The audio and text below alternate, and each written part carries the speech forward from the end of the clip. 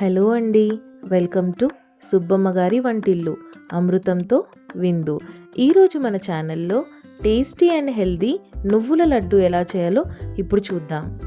2 కప్పుల నువ్వులు, half cup పల్లీలు, 1 కప్పు బెల్లం, 4 ఇలాచీలు తీసి పక్కన పెట్టుకోవాలి. ఇప్పుడు ఒక ప్యాన్ హీట్ చేసుకొని పల్లీలను డ్రై రోస్ట్ చేసుకోవాలి.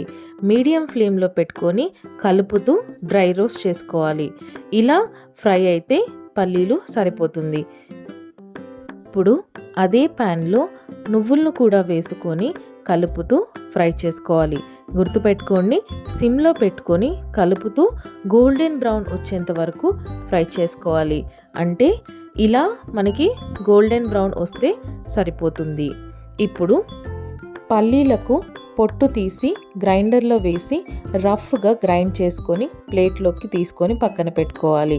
అందులోనే హాఫ్ కప్ నువ్వులు కూడా వేసి రఫ్గా గ్రైండ్ చేసుకొని పక్కన పెట్టుకోవాలి.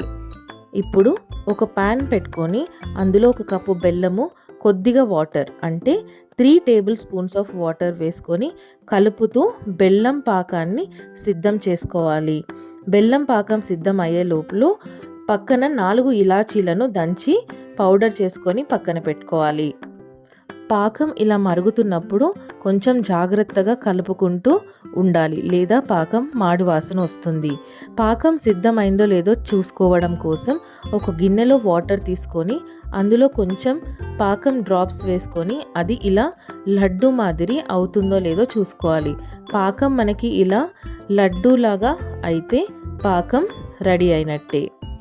అప్పుడు మనం ముందుగా రెడీ చేసి పెట్టుకున్న పల్లీ పౌడర్, నువ్వుల పౌడర్ అండ్ మిగిలిన నువ్వులు కూడా వేసుకొని బాగా కలుపుకోవాలి.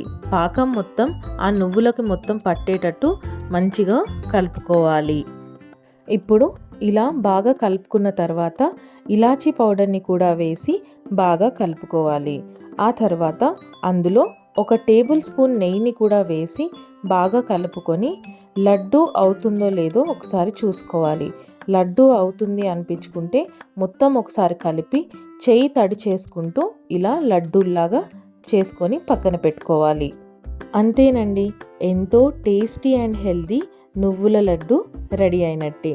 మీరు కూడా మీ ఇంట్లో తయారు చేసుకొని టేస్ట్ ఎలా ఉందో తప్పకుండా చెప్పండి. Thank you so much for watching అండి. Please like, share and subscribe. మళ్ళీ మరొక వంటతో మళ్ళీ కలుద్దాం. థ్యాంక్ యూ సో మచ్ అండి.